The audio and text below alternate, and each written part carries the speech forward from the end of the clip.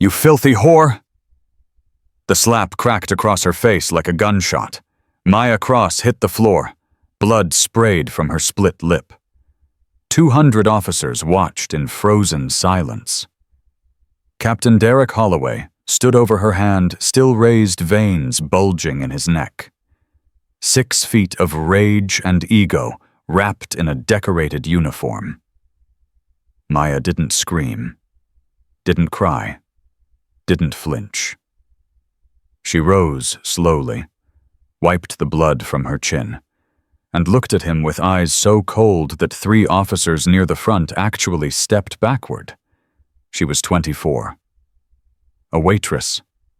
A nobody. She was also a Navy SEAL with 47 confirmed kills. And Derek Holloway had just made the worst mistake of his life. The slap echoed through the dining hall like a rifle shot. 87 officers froze mid-bite. Forks hovered over plates. Conversations died mid-sentence. Every pair of eyes in the Fort Bragg Officers Club turned toward the young woman sprawled on the polished hardwood floor.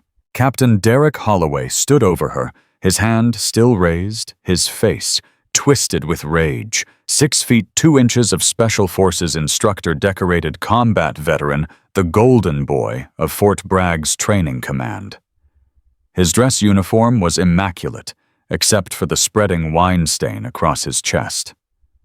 "You stupid, clumsy whore," his voice carried to every corner of the room. "Do you have any idea how much this uniform costs?" Maya Cross didn't move. She lay there, dark hair spilling across the floor, her waitress uniform soaked in Cabernet. Blood welled from her split lip, dripping onto the hardwood in tiny crimson drops. She was 24 years old, 5'3", maybe 115 pounds, soaking wet. Nobody moved to help her. "Get up!" Derek's boot nudged her ribs. Not quite a kick, but close enough. "I said get up." Maya pushed herself to her hands and knees, slowly, deliberately. Her movements were measured, controlled, nothing like the panicked scrambling of a frightened server. Master Sergeant Elijah Wade noticed. He sat 3 tables away, coffee cup frozen halfway to his lips. Something about the way she moved triggered an alarm in the back of his mind. 22 years in the Army, 3 combat tours, and he had learned to trust his instincts about people. That woman wasn't afraid. She should have been terrified. Derek Holloway had destroyed careers over smaller offenses than spilling wine on his uniform. He was connected, protected the nephew of a 2-star general. Everyone knew what happened to people who crossed him. But Maya Cross rose to her feet with the fluid grace of a dancer, or something else entirely, and when she lifted her eyes to meet Derek's, there was nothing there but ice. "I apologize for the accident, Captain." Her voice was quiet, steady. "I'll have your uniform cleaned at my expense." "Your expense?" Derek laughed, a harsh, ugly sound. "You couldn't afford the dry cleaning on what they pay you, sweetheart. Look at you." He gestured at her stained uniform, her simple ponytail, the calluses on her hands. Trailer trash playing dress-up. Scattered laughter rippled through the crowd. Nervous laughter. The kind that came from people who wanted to distance themselves from the target. Lieutenant Blair Ashton watched from the corner of the room, a smile playing at her perfect lips. Derek's fiancée, daughter of a Colonel Queen Bee of Fort Bragg's social scene. She hated every woman who came within 10 feet of her future husband, and she particularly hated Maya Cross. There was something about the quiet waitress that made Blair's skin crawl, something in those dark eyes that felt like being measured, assessed, dismissed. "Clean it up." Derek pointed at the spreading wine puddle. "On your knees, where trash like you belongs." Maya didn't argue. She didn't protest. She simply lowered herself to the floor and began sopping up the wine with napkins from a nearby table. Wade set down his coffee cup. "Problem, Master Sergeant." Colonel Marcus Stone appeared at his elbow. The base commander's voice pitched low enough for privacy. "Not sure yet, sir." Wade kept his eyes on Maya. "Something about that girl. She's a kitchen worker. Been here about 2 years, keeps to herself." "That's not what I mean." Wade watched Maya's hands as she worked. Steady, precise. Not a tremor despite the humiliation she was enduring. "Look at her breathing, her pulse. She's not scared." Stone frowned. "She's a server, Wade, not an operator." "Maybe." Wade took a slow sip of his coffee. "Maybe not." Across the room, Derek had found a new source of entertainment. He was describing Maya's clumsiness to his table of junior officers, each word designed to maximize humiliation. 2 years she's been here, and she still can't carry a tray without dropping it. I've seen brain-damaged monkeys with better coordination. Jason Price, a young private with more ambition than sense, laughed the loudest. "Maybe she should stick to scrubbing toilets, sir. Less chance of her messing up." "Don't insult the toilets, Price." Derek grinned. "At least they're useful." More laughter. Louder now. The crowd had decided which side to be on. Maya finished cleaning the floor and rose to her feet. Her uniform was ruined wine and blood mixing into a dark stain across her chest. She picked up her serving tray and turned toward the kitchen. "Where do you think you're going?" Derek's voice cracked like a whip. Maya stopped. "To change captain, and to get you a fresh drink." "Did I say you could leave?" He stepped toward her close enough that she could smell the bourbon on his breath. "I'm not finished with you."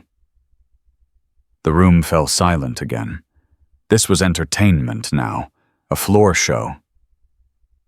"What do you want, Captain?" Maya's voice remained steady, flat, empty of emotion. "I want you to apologize properly." Derek's smile turned predatory. "Get back on your knees and beg my forgiveness. Maybe then I won't have you fired." Wade's hand tightened on his coffee cup. "Derek!" A new voice cut through the tension. Sergeant Rosa Delgado, head of the kitchen staff, pushed through the swinging doors. 53 years old, built like a fire hydrant, afraid of absolutely nobody. "That's enough," she apologized. "Let her go. Stay out of this, Delgado." Derek didn't even look at her. "This is between me and the help. The help has a name." Rosa positioned herself between Derek and Maya. "And she's one of my best workers. You want to file a complaint about the uniform, do it through proper channels." "Proper channels?" Derek's voice dripped contempt. "You want to talk about proper channels, fine. Your girl here assaulted an officer." "She spilled wine." Rosa's voice hardened. "Accidentally. My uniform says otherwise." Derek touched the stain on his chest. "This is destruction of military property. I could have her arrested." "For a wine spill?" Rosa laughed, but there was no humor in it. "Try it. See how far you get." The tension in the room ratcheted up another notch. Derek wasn't used to being challenged. His face flushed red veins pulsing at his temples. "You're protecting her." He stepped closer to Rosa, using his height to intimidate. "Why? What's so special about this little nobody?" "Nothing."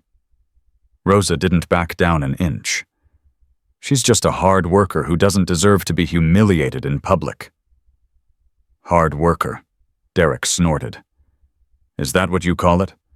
I've seen how she looks at the officers, the way she lingers at tables. She's probably sleeping with half the brass." Maya's expression didn't change, but something flickered in her eyes. Just for a moment. Something cold and dangerous. Wade saw it, so did doctors. Claire Nguyen, the base psychologist who had been observing the entire scene from a corner table. She had been watching Maya Cross for months now, ever since she noticed the way the young woman moved through crowded spaces, always aware of exits, always positioning herself with her back to walls, always watching. Classic hypervigilance, the hallmark of trauma survivors and combat veterans. But Maya Cross had no military record. According to her file, she had never served a day in her life. The file was almost empty. "Derek, that's enough." Blair finally intervened, but not out of kindness. She was bored, and the scene was becoming unseemly. "Let the little mouse go. We have better things to discuss." Derek held Maya's gaze for a long moment. "This isn't over," he said quietly, pitched for her ears alone. "I'm going to find out what you're hiding, and when I do, I'm going to destroy you." Maya said nothing.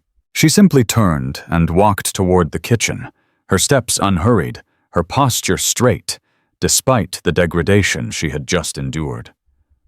Rosa followed, shooting a venomous look at Derek over her shoulder. The conversation slowly resumed. The floor show was over. But Wade couldn't shake the feeling that something significant had just happened. Something nobody else had noticed. He rose from his table and approached Colonel Stone. "Sir, I need access to that woman's personnel file." Stone raised an eyebrow. "The waitress, why? Call it a hunch." Wade kept his voice low. "Something about her doesn't add up. The way she handled that situation wasn't normal. She handled it by getting humiliated in front of the entire officer corps." "No, sir." Wade shook his head. "She handled it by not fighting back. And that's what bothers me." Stone studied his face for a moment, then nodded. "I'll see what I can do." In the kitchen, Rosa found Maya at the industrial sink, scrubbing the wine stain from her uniform with mechanical precision. "You okay, mija?" "I'm fine." Maya didn't look up. "It's not the first time. Won't be the last." "It should be." Rosa moved closer, lowering her voice. "You need to report him. What he did out there that was assault. There are witnesses. Witnesses who work for him." Maya's hands never stopped moving. "Witnesses whose careers depend on his goodwill. Who do you think they're going to support? But I've seen his type before, Rosa." Maya finally looked up, and something in her eyes made the older woman take a step back. "Men like Derek Holloway always have protection, always have connections. They survive everything. It's the people who challenge them who get destroyed." Rosa stared at her for a long moment. "Who are you, Maya? Really, nobody." Maya returned to her scrubbing. "Just a girl who washes dishes and serves food. That's all I've ever been." But Rosa had known Maya for 2 years now. She had seen the scars that Maya tried to hide. The ones on her forearms that looked like shrapnel wounds. The one along her jaw that was clearly surgical. She had seen Maya work a knife through vegetables with a speed and precision that belonged in an operating room, not a military kitchen.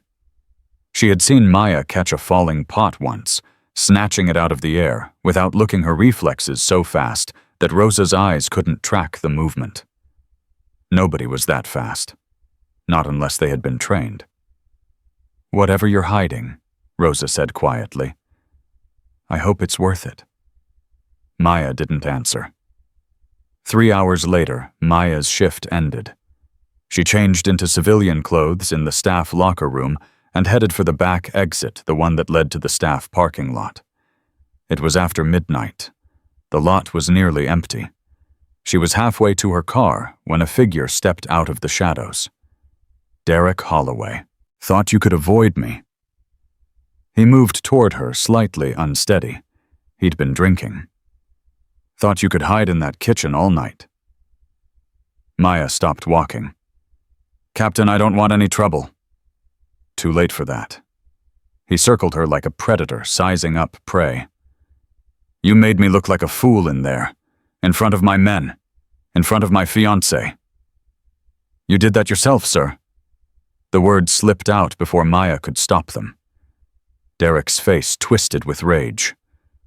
What did you say to me? Nothing. Maya's voice went flat again. I apologize. I'll be going now.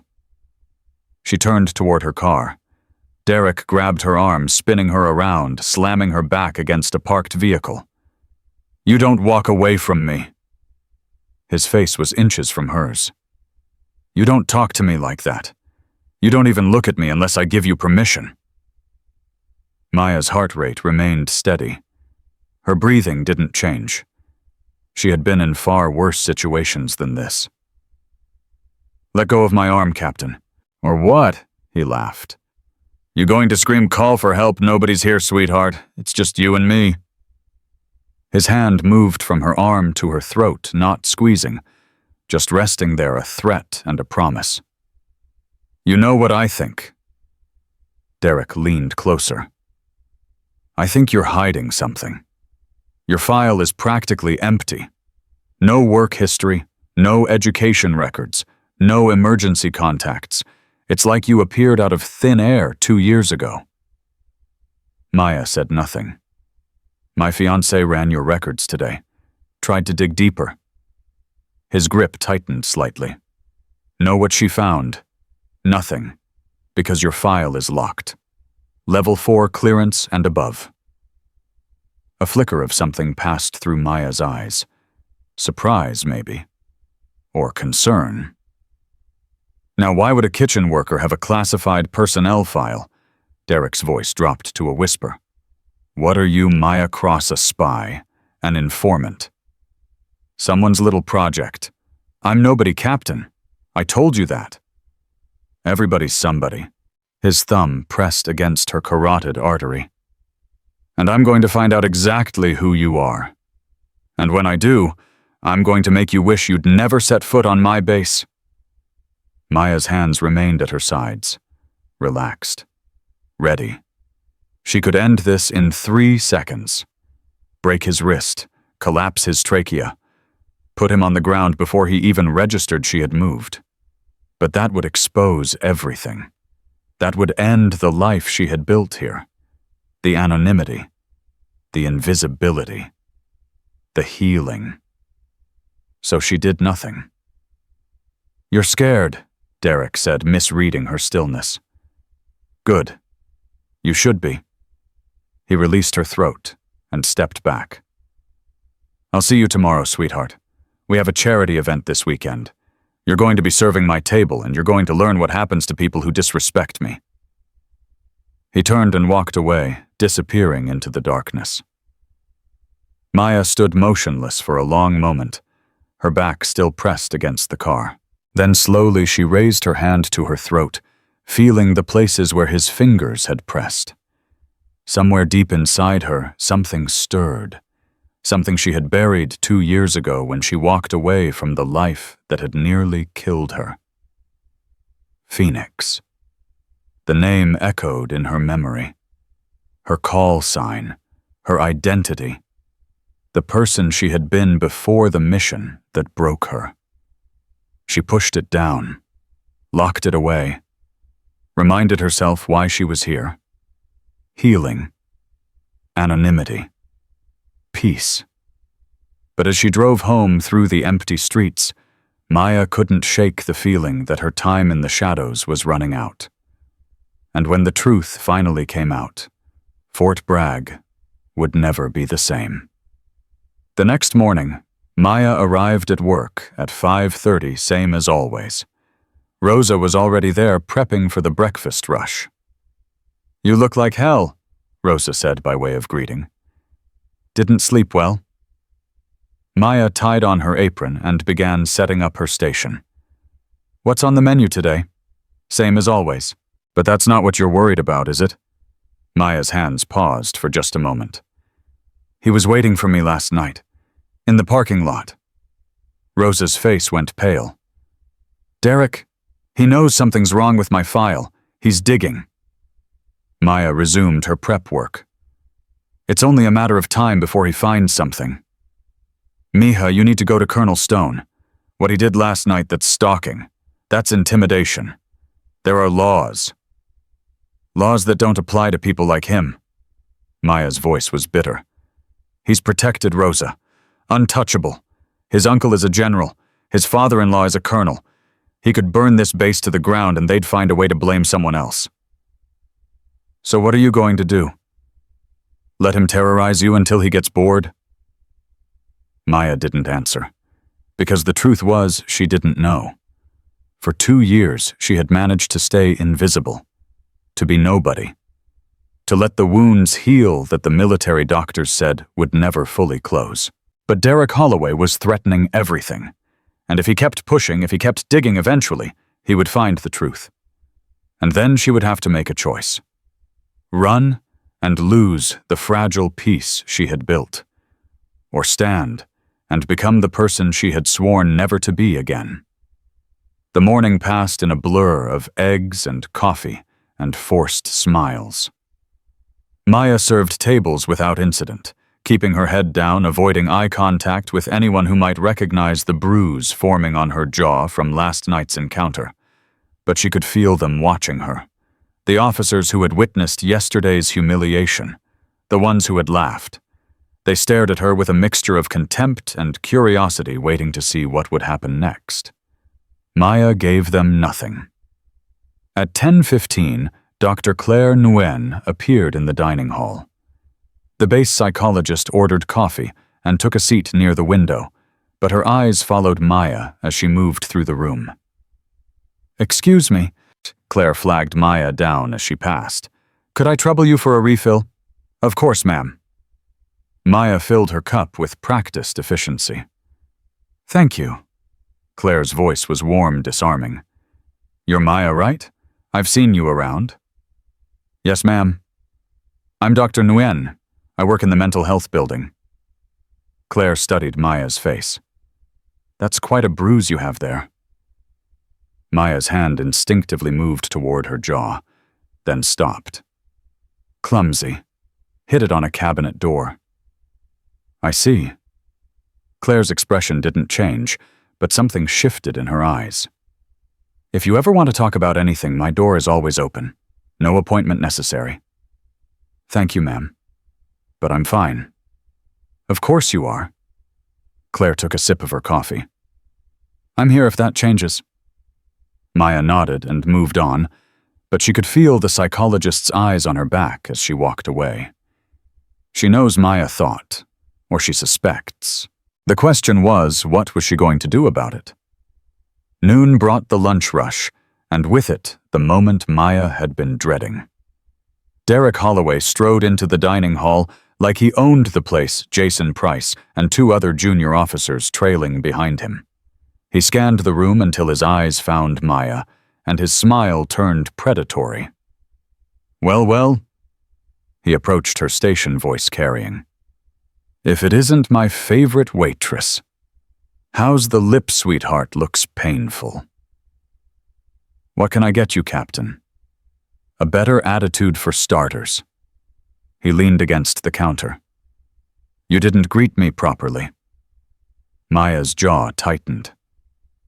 "Good afternoon, Captain. What can I get you?" "That's better," he ordered without looking at the menu, his eyes never leaving her face. "And make sure you don't drop anything this time. I'd hate for there to be another accident." Jason Price snickered. The other officers looked uncomfortable but said nothing. Maya took their orders and retreated to the kitchen. Her hands were shaking now just slightly, and she hated herself for it. "You okay?" Rosa materialized at her elbow. "Fine." "You don't look fine." "I said I'm fine."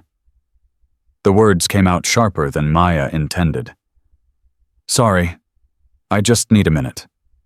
She ducked into the walk-in cooler and pressed her back against the cold metal wall. The chill helped. It always did. Something about the cold slowed her racing thoughts, grounded her in the present moment. 3 deep breaths. 4. 5. Her heart rate stabilized. Her hands stopped shaking. Control. That was all that mattered. Control. She had survived 14 hours alone against Taliban forces with a collapsed lung and 2 bullets in her vest. She could survive Derek Holloway. She pushed open the cooler door and returned to work. The next 3 hours passed without incident. Derek ate his lunch, made a few more pointed comments, and eventually left with his entourage. Maya allowed herself to relax slightly, until 4:30 when Master Sergeant Wade appeared at her station. "Miss Cross?" His voice was formal, carefully neutral. "Could I have a word?" In private, Maya's pulse spiked, but her face remained calm. "Of course, Master Sergeant. My break is in 10 minutes.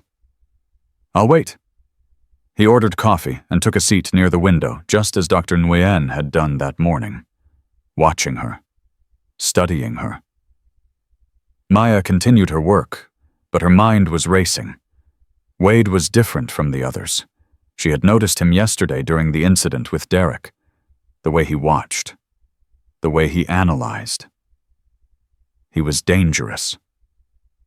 10 minutes later, Maya removed her apron and approached his table. "What did you want to discuss, Master Sergeant?" Wade gestured to the seat across from him. "Please, sit." She sat, waiting. "I've been in the Army 22 years. Wade began his voice conversational. 3 combat tours. I've trained operators from a dozen different countries. I've seen things that would give most people nightmares. Maya said nothing. "Yesterday when Captain Holloway knocked you to the floor, I saw something that bothered me." Wade leaned forward slightly. "Your reaction, or rather your lack of one. I don't understand. Most people, when they're assaulted in public, they panic. They cry. They fight back. Their bodies betray them."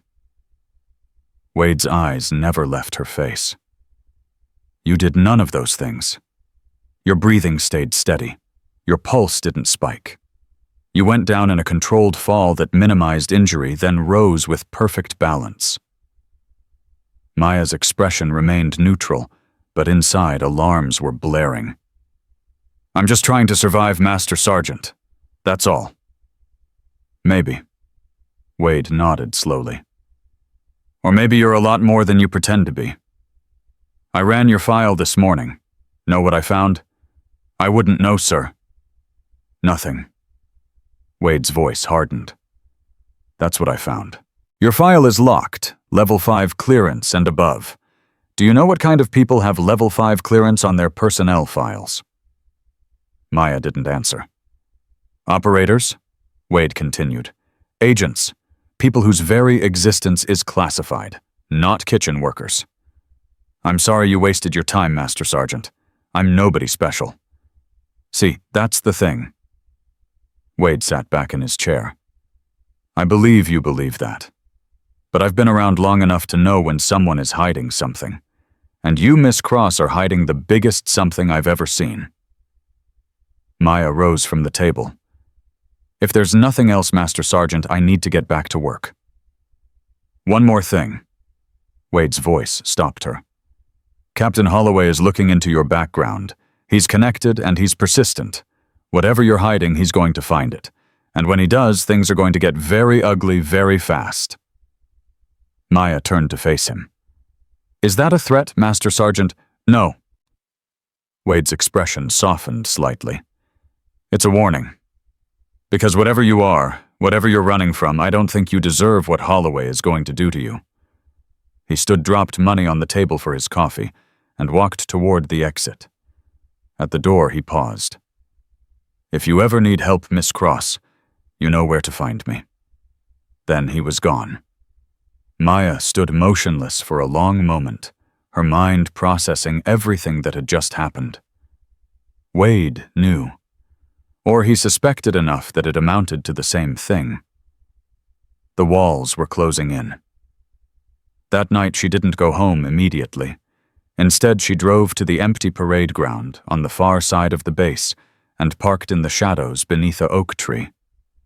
She sat in the darkness for a long time, thinking about the life she had left behind.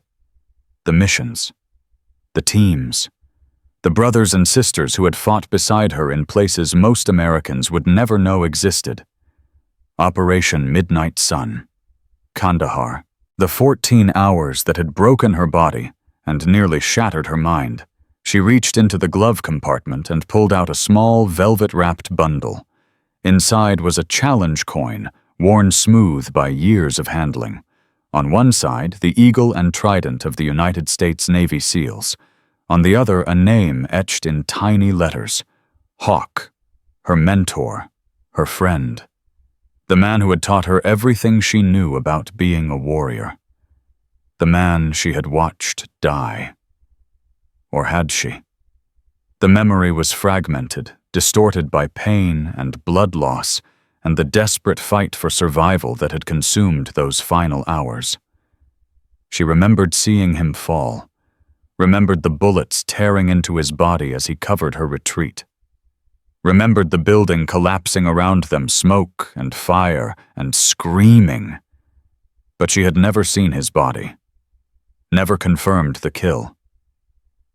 Because by then she was holding a position alone, bleeding out, waiting for an extraction that seemed like it would never come. Maya pressed the coin to her lips and closed her eyes. "I'm sorry, Hawk," she whispered. "I'm sorry I couldn't save you." The silence of the empty parade ground was her only answer. She didn't know how long she sat there.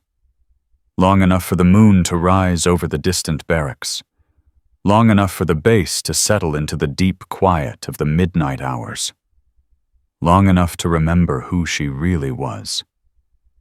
Senior Chief Maya Cross, SEAL Team 2, call sign Phoenix. The youngest female operator in naval special warfare history. The woman who had risen from the ashes of Kandahar, only to bury herself alive in the anonymity of a military kitchen. But the flames were rising again. She could feel them licking at the edges of the life she had built. And soon, very soon, the whole world would burn. The next morning came too fast. Maya walked into the kitchen at 5:30, same as always, but nothing felt the same. The weight of the challenge coin in her pocket reminded her of everything she had tried to forget. Rosa was already there, hands deep in bread dough, but she stopped kneading when she saw Maya's face. "You didn't sleep again." "I'm fine." "You keep saying that word. I don't think it means what you think it means." Maya tied on her apron without responding. Her hands moved through the familiar routine, setting up her station, checking supplies, preparing for the breakfast rush. Muscle memory, the only thing keeping her grounded. "Mija." Rosa wiped flour from her hands and moved closer. "What happened after you left yesterday? And don't tell me nothing because I can see it in your eyes." Master Sergeant Wade pulled me aside. Maya kept her voice low. "He's asking questions. He knows something's wrong with my file." Rosa's face paled. "How much does he know? Enough to be dangerous." Maya finally looked up. "And Derek is digging too. They're going to find something, Rosa. It's only a matter of time." "Then maybe it's time to stop hiding." "You don't understand." Maya's voice dropped to barely a whisper. "If they find out who I am, what I've done, everything changes. I came here to disappear, to heal. I can't go back to being that person." "What person?" Maya didn't answer. She couldn't, because the truth was too heavy to speak out loud. The breakfast rush hit at 0600, a wave of hungry officers and enlisted personnel flooding the dining hall. Maya moved through the crowd like a ghost, taking orders, delivering food, clearing plates. Invisible. Anonymous. Safe. Until Derek Holloway walked through the door. He was alone this time. No entourage, No Jason Price trailing behind him. He scanned the room until his eyes found Maya, and something in his expression made her blood run cold. He knew something. "Miss Cross." He approached her station with a smile that didn't reach his eyes. "I need to speak with you, privately." "I'm working, Captain. This won't take long." His hand closed around her elbow, firm but not painful. "Walk with me." Maya glanced at Rosa, who was watching from the kitchen doorway. The older woman's face was tight with worry, but there was nothing she could do. Nothing either of them could do. Derek guided Maya through the side exit and into the empty corridor beyond. The moment the door closed behind them, his demeanor changed. "I made some calls last night." His voice was soft, dangerous. "Called in some favors. Talked to some people who know people." Maya kept her expression neutral. And your file isn't just locked, it's flagged." Derek stepped closer, backing her against the wall. "Do you know what that means? It means someone very powerful doesn't want anyone knowing who you really are."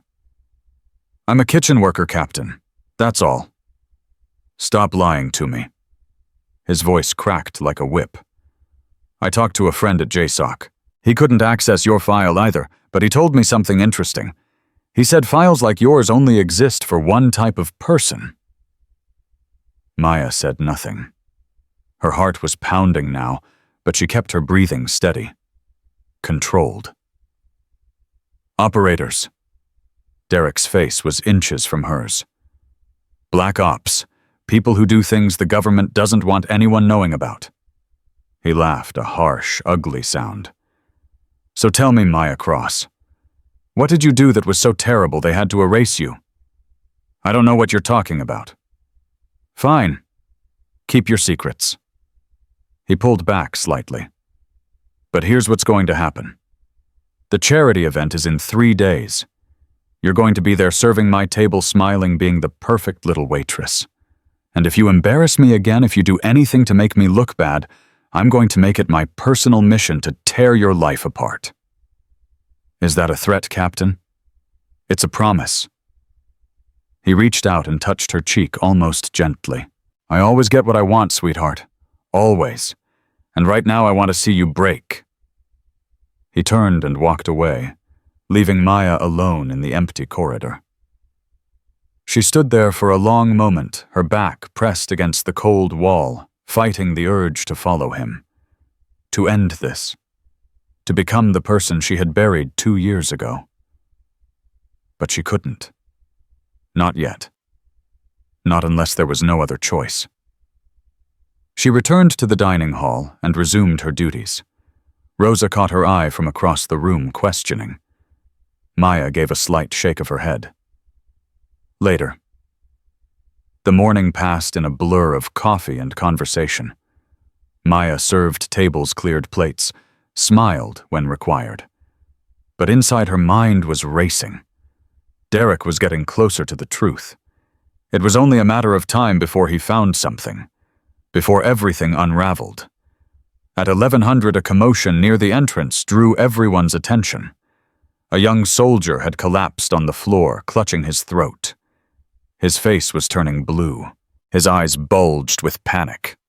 Food obstruction. He was choking. Officers clustered around him, shouting contradictory instructions. Someone yelled for a medic. Someone else fumbled with their phone, trying to call for help. Nobody knew what to do. Maya moved. She crossed the room in 4 seconds, pushing through the crowd without apology. She dropped to her knees beside the soldier and assessed the situation in a single glance. Complete airway obstruction, 30 seconds until brain damage, 60 until death. "Move!" Her voice cut through the chaos like a blade. "Everyone move back! Now!" Something in her tone made people obey. The crowd parted. Maya positioned herself behind the soldier and wrapped her arms around his midsection. Her hands found the correct position below his ribcage. She thrust upward with precise, controlled force. Once, twice, 3 times. On the 4th thrust, a chunk of steak flew from the soldier's mouth. He gasped, sucking in air, his color already returning to normal. Maya held him steady while he coughed and gasped, her hands checking his pulse, monitoring his breathing. Textbook recovery. He would be fine. "Medical's on the way." Someone in the crowd spoke up.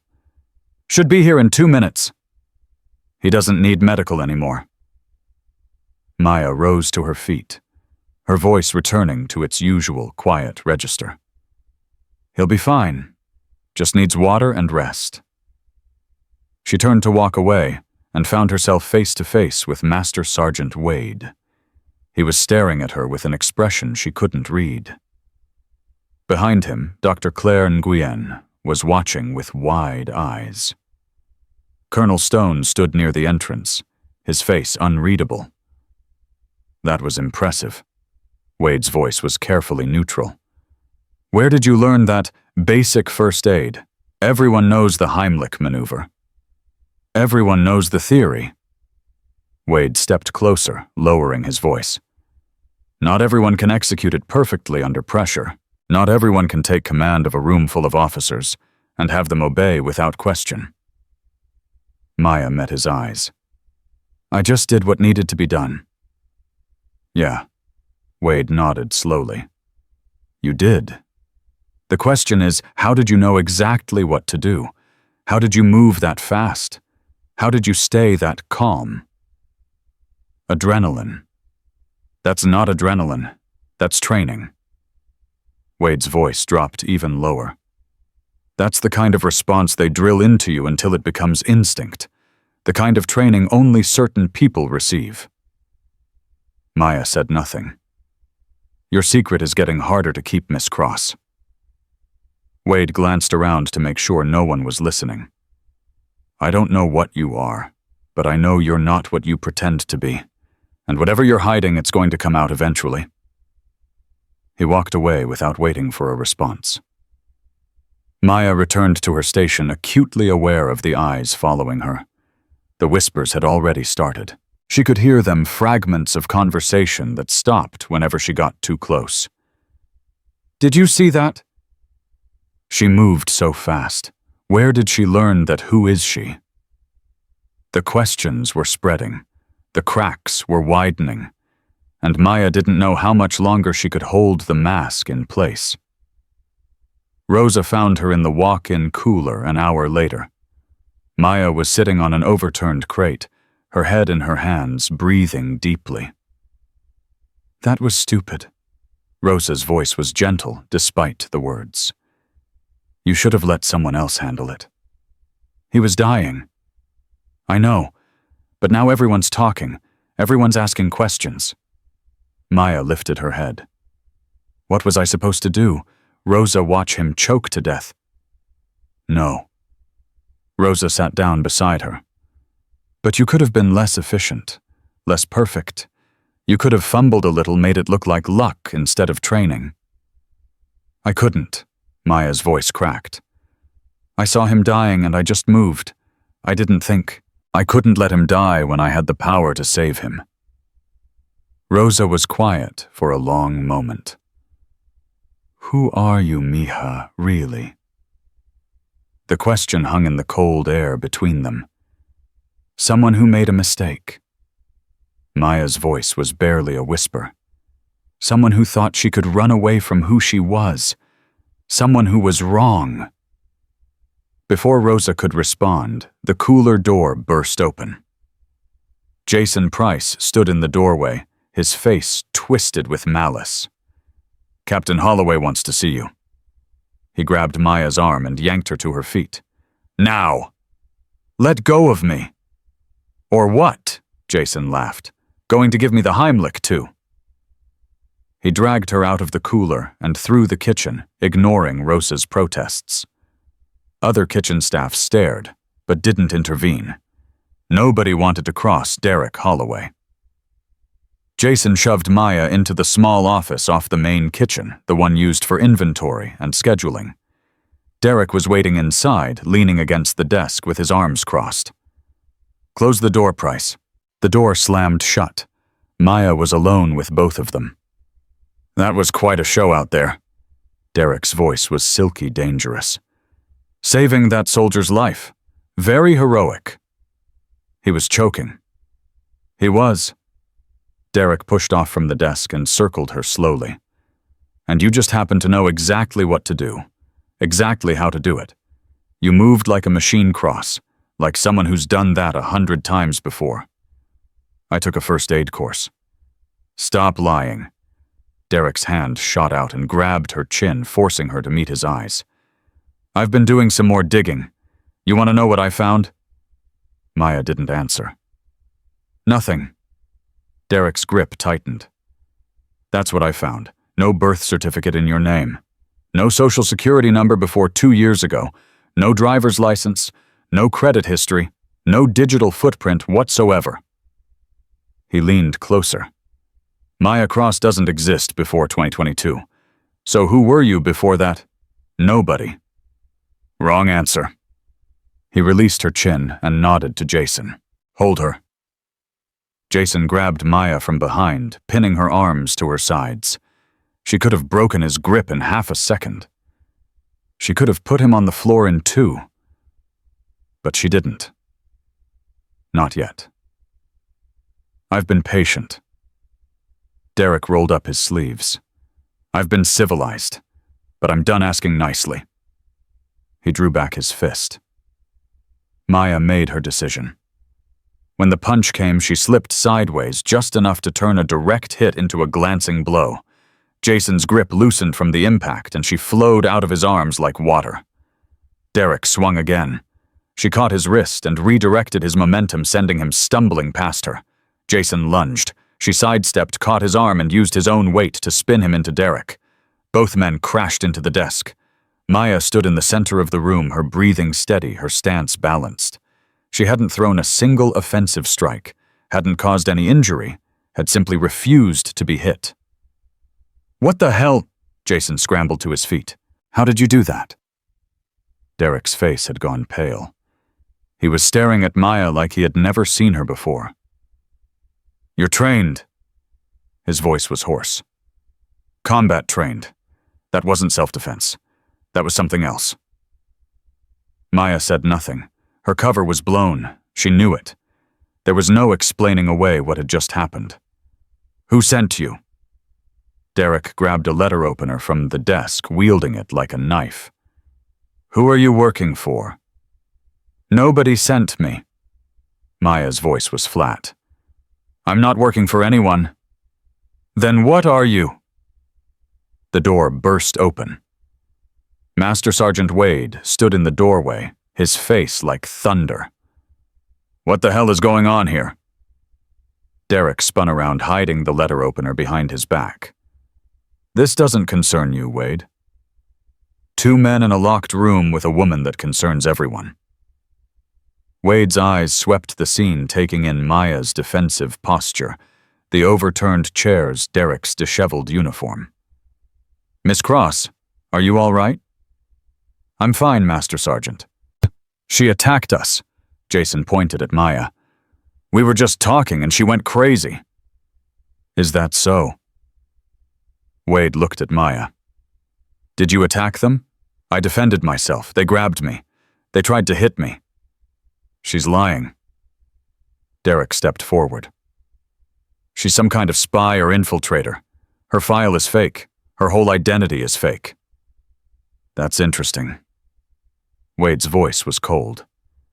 Because I just came from Colonel Stone's office. He received a call from someone very high up the chain, someone who told him to stop all inquiries into Miss Cross's background. Derek's face went white. What? Whoever she is, whatever she's doing here, it's above our pay grade. Wade stepped aside and gestured to Maya. Miss Cross, you're free to go. Captain Holloway, Colonel Stone wants to see you. Now. Maya walked toward the door. As she passed Derek, she paused. I told you I was nobody. Her voice was quiet. You should have believed me. She walked out without looking back. Rosa was waiting in the kitchen, her face pale with worry. She grabbed Maya's arm and pulled her into a corner. What happened? Are you okay? They tried to hurt me. I stopped them. Maya's voice was emotionless. Wade showed up before it could escalate. Did you blow your cover? Partially. Maya closed her eyes. They know I'm trained. They know I'm not what I pretend to be. But they don't know the whole truth. Yet. Maya opened her eyes. Someone called Colonel Stone, told him to back off. Someone with enough power to make a full colonel listen. Rosa's eyes widened. Who? I don't know, but whoever it is, they've been watching me, protecting me. Maya's jaw tightened. And that scares me more than Derek Holloway ever could. The afternoon passed in tense silence. Maya continued her duties, but everything had changed. The other kitchen staff gave her a wide berth, whispering when they thought she couldn't hear. The officers who came for lunch stared at her with a mixture of curiosity and fear. Word had spread. The quiet waitress had done something. Nobody knew exactly what, but everyone knew it was significant. At 1600, Dr. Claire Nguyen found Maya in the break room. We need to talk. The psychologist closed the door behind her. Privately. Maya tensed. About what? About who you really are. Claire sat down across from her. I've been watching you for months, Maya. The way you move, the way you scan every room for exits, the way you position yourself with your back to walls. She leaned forward. I've seen those behaviors before, in combat veterans, in trauma survivors, in people who've been trained to expect violence at any moment. I don't know what you're talking about. Yes, you do. Claire's voice softened. I'm not here to expose you. I'm not here to ask questions about your file or your past. I'm here because I think you're hurting, and I want to help. Maya stared at her for a long moment. Why? Because it's my job, and because I recognize the look in your eyes. Claire's voice dropped. I had a brother. Marine Corps. 2 tours in Afghanistan. He came home different, broken in ways no one could see. She paused. He killed himself 3 years ago.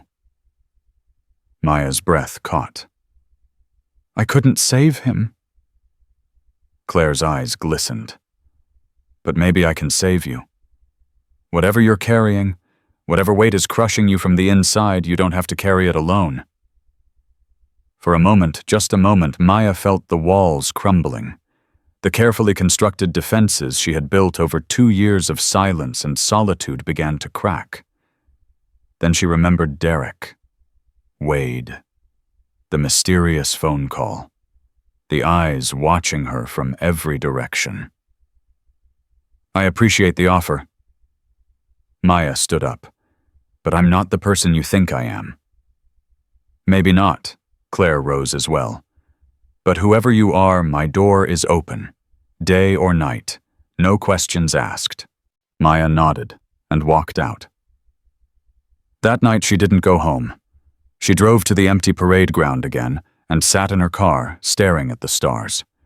The phone call to Stone bothered her. Someone was watching. Someone was protecting her. But who? And why? Her phone buzzed. Unknown number. She stared at it for a long moment, then answered. Hello? Phoenix. The voice was female, digitally modulated, unrecognizable. It's been a long time. Maya's blood turned to ice. Who is this? A friend, someone who's been watching over you. What do you want? To warn you. The voice paused. Derek Holloway isn't going to stop. He's contacted people outside his chain of command, people who ask questions we can't easily deflect. Then let him find out. Maya's voice hardened. I'm tired of hiding. I understand, but there's more at stake than your secret. Another pause. We have information. Intelligence that changes everything. What kind of intelligence? About Kandahar. About Operation Midnight Sun. The voice dropped lower. About Hawk. Maya stopped breathing. Hawk is dead. Her voice was barely a whisper. I watched him die. You watched him fall. You assumed the worst. The voice softened slightly. But we have new information. Satellite imagery, signal intercepts, human intelligence from assets on the ground. What are you saying? I'm saying Hawk is a live phoenix. He's been a prisoner for 2 years, and we're running out of time to save him. Maya's hands trembled on the steering wheel. That's impossible. Nothing is impossible. You should know that better than anyone. The voice became urgent. The charity event is in 2 days. We need you to maintain your cover until then. After that, we'll make contact. We'll tell you everything. Why should I trust you? Because we're the ones who've been protecting you for 2 years. Because we're the ones who made the call to Stone today. A pause. And because Hawk asked for you by name. The line went dead. Maya sat in the darkness, her heart pounding, her mind reeling. Hawk was alive. The man she had failed. The mentor she had mourned, the ghost that haunted her nightmares. He was alive. And he needed her. Everything she had built in the past 2 years, the anonymity, the peace, the healing, suddenly meant nothing. Phoenix was rising again. And this time, nothing would stop her. 2 days passed like a slow, burning fuse. Maya went through the motions of her normal life, serving tables, washing dishes, avoiding eye contact with anyone who might ask questions. But inside her mind was elsewhere. Hawk, alive. The words echoed in her head with every heartbeat, every breath, every sleepless hour. She had tried calling the number back, disconnected. She had tried tracing it through every resource she could think of. Nothing. Whoever had contacted her knew how to stay hidden. Rosa noticed the change. You look like you've seen a ghost. Maybe I have. Maya didn't elaborate. The morning of the charity event arrived with suffocating inevitability. Maya, dressed in the standard server's uniform, black slacks and white blouse, her hair pulled back in the usual ponytail. She stared at herself in the mirror for a long moment. This was it. Whatever happened tonight would change everything. You don't have to do this. Rosa found her in the locker room. Call in sick, disappear. Let someone else handle Holloway's table. I can't run anymore. Maya's voice was steady. Whatever's coming, I have to face it. Why? What changed? Maya thought about the phone call, about Hawk, about the impossible hope that had taken root in her chest. Everything. She turned away from the mirror. Everything changed. The Officers' Club had been transformed for the charity gala. 200 guests filled the main hall, a glittering crowd of military brass, local politicians, and wealthy donors. Crystal chandeliers cast warm light over dress uniforms and evening gowns. A string quartet played softly in the corner. Maya moved through the crowd like a shadow, carrying trays of champagne, invisible among the beautiful people.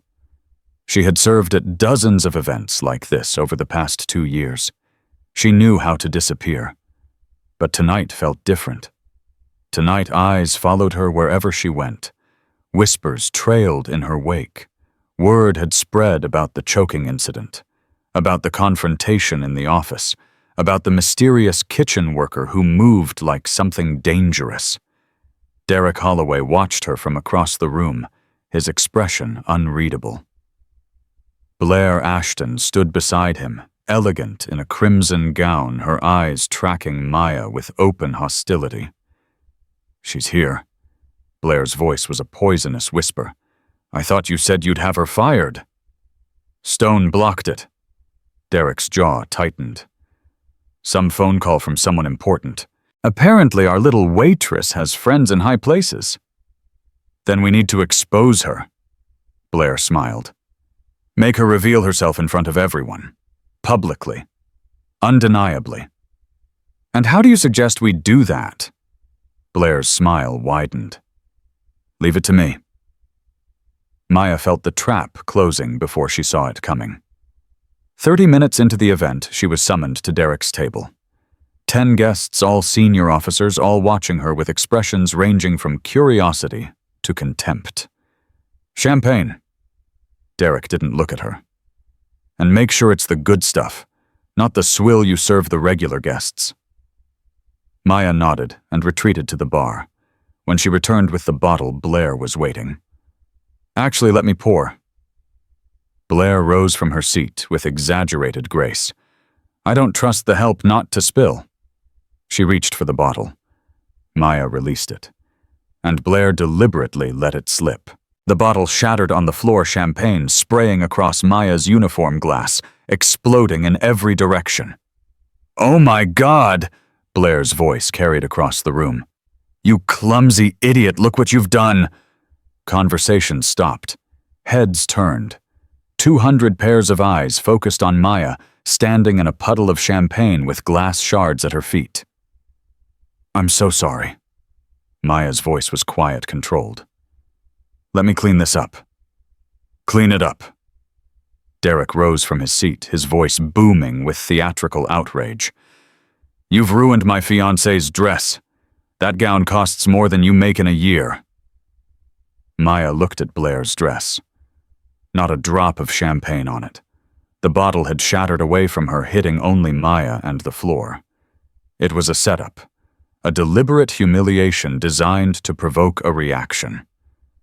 I apologize for the accident. Maya kept her voice steady. I'll pay for any cleaning costs. You'll pay for more than that. Derek stepped closer, using his height to intimidate. You've been nothing but trouble since the day you arrived. Clumsy, incompetent, disrespectful. The crowd was watching now. Every officer, every politician, every donor. This was the audience Derek wanted. The stage he had been building toward. Maybe it's time everyone knew the truth about you. Derek's voice dropped to a theatrical whisper that still carried. Maybe it's time they knew what kind of person you really are. Maya said nothing. Her pulse was steady. Her breathing was calm. She had faced worse than this. I've done some research. Derek pulled a folder from inside his jacket. Your file is sealed, classified. But I have friends who ask questions. Friends who find answers. He opened the folder and began reading. Maya Cross. No birth certificate. No educational records. No employment history before 2 years ago. It's like you appeared out of nowhere. The crowd murmured. Maya remained still. But here's the interesting part. Derek's smile was triumphant. Someone found a photo. An old news article from a military publication buried in an archive. The resolution is terrible, but facial recognition software is remarkable these days. He pulled out a photograph and held it up. Maya felt the world tilt beneath her feet. It was a picture from Kandahar. Grainy, blurred, but unmistakable. A young woman in combat gear, face half hidden by tactical equipment, standing with a group of operators. This woman, Derek pointed at the photograph, was identified as a member of a classified special operations unit. The article was redacted almost immediately, but someone kept a copy. He turned to face Maya. The question is, what is a special operations soldier doing working as a kitchen waitress at Fort Bragg?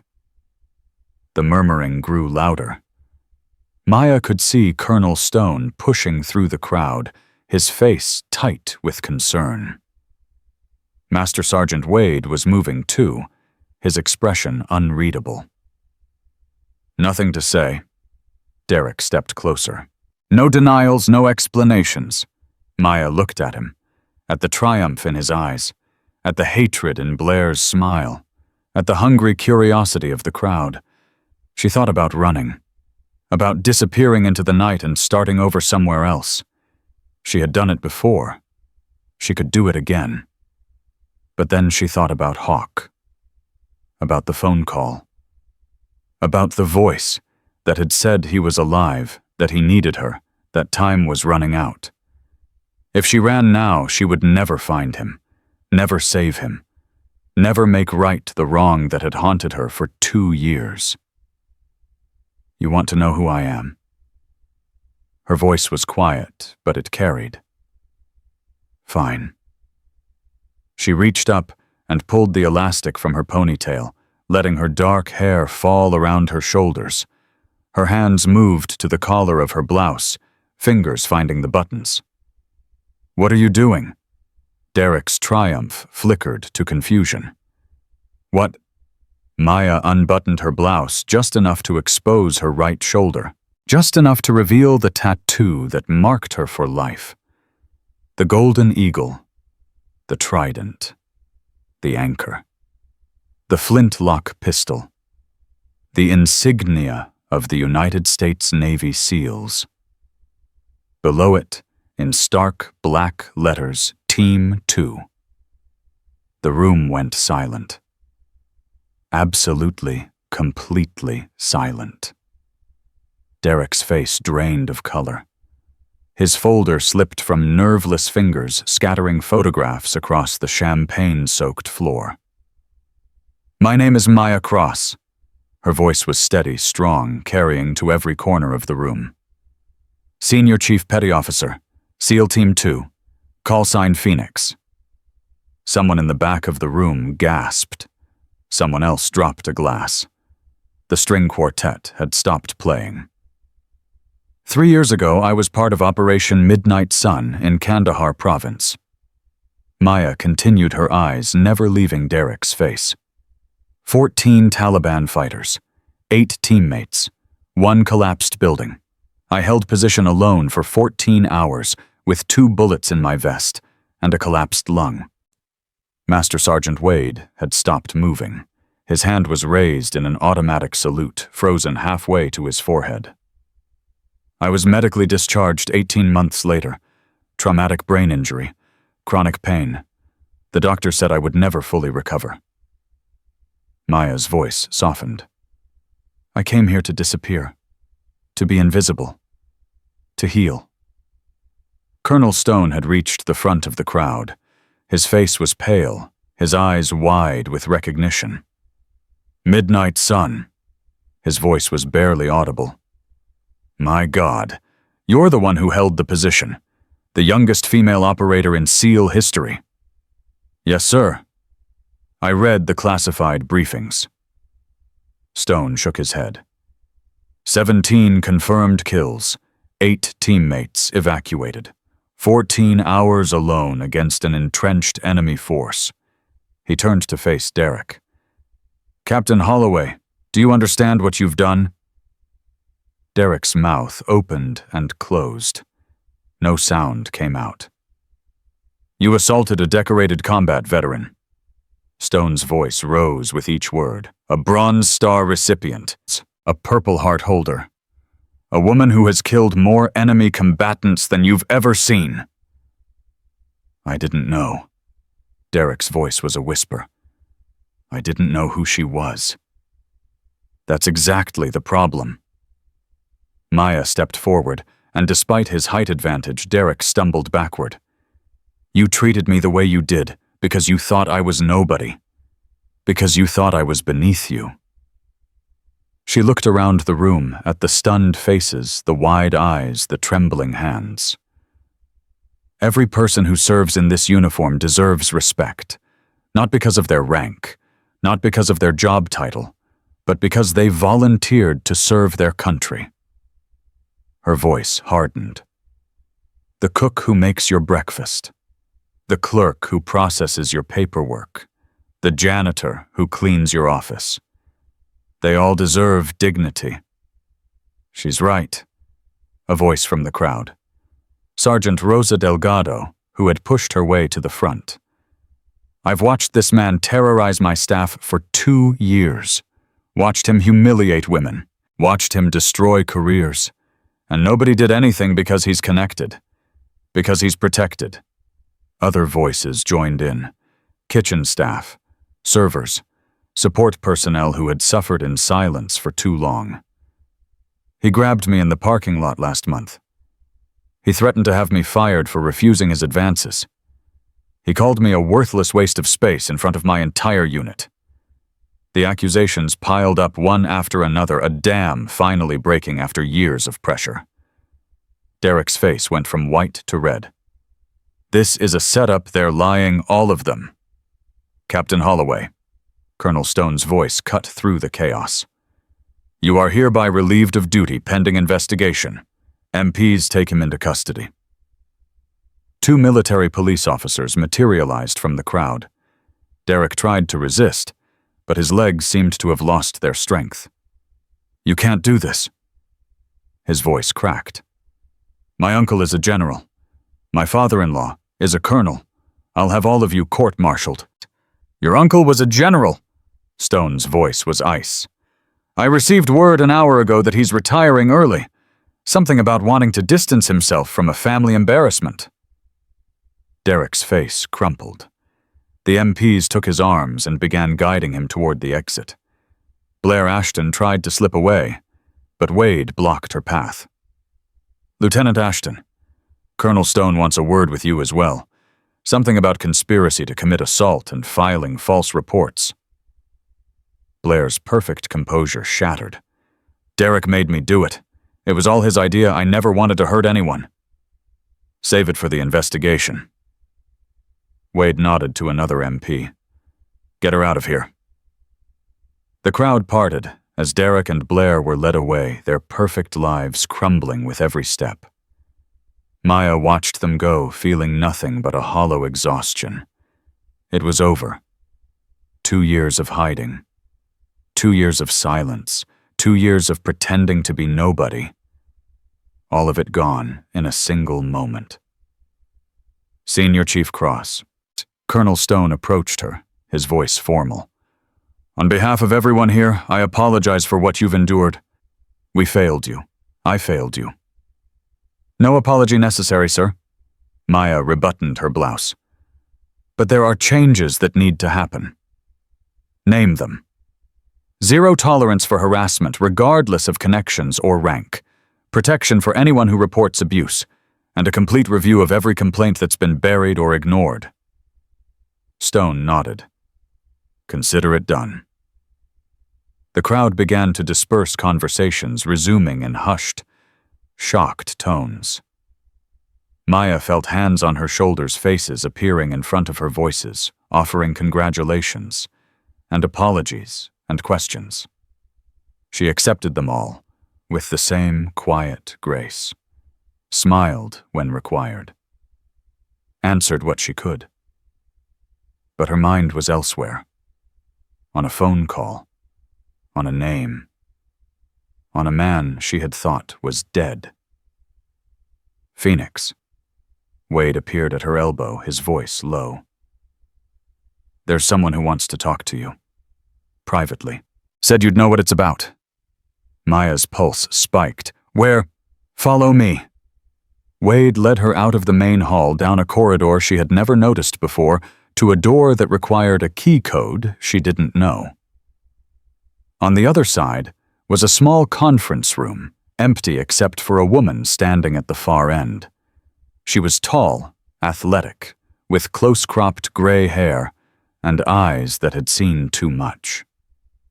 She wore civilian clothes, but her bearing screamed military. Command, authority, danger.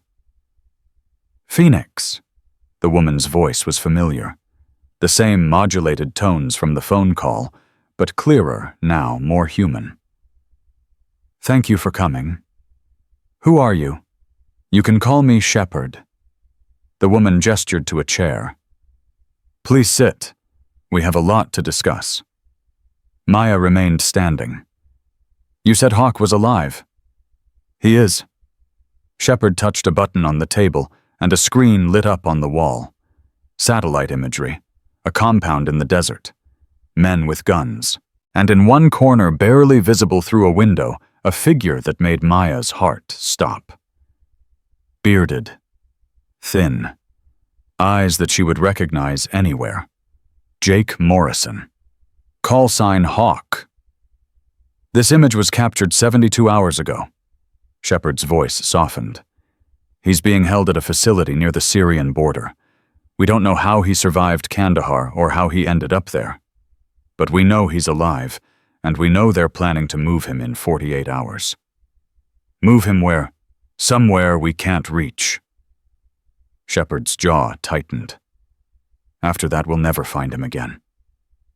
Maya stared at the image, at the man who had taught her everything, the mentor who had pushed her beyond her limits, the friend she had mourned for 2 years. What do you want from me? We're mounting a rescue operation. Small team, minimal footprint, maximum deniability. Shepard met her eyes. We want you on the team. I'm medically discharged. I haven't trained in 2 years. I'm not the person I used to be. I watched you tonight. Shepard's voice was firm. I watched you take control of a room full of hostile officers with nothing but words. I watched you maintain perfect composure while your entire life was exposed. She stepped closer. You're exactly the person you used to be, Phoenix. You just forgot for a while. Maya looked at the screen again, at Hawk's face, at the bars on his window. She thought about the past 2 years, the hiding, the healing, the desperate attempt to become someone normal. And she thought about what Hawk would say if he could see her now, the disappointment in his eyes, the questions he would ask. Did you give up? Did you let them break you? Did you forget who you are? No. The answer rose from somewhere deep inside her. No, I didn't forget. I was just waiting. When do we leave? Her voice was steady now, strong. Shepard smiled.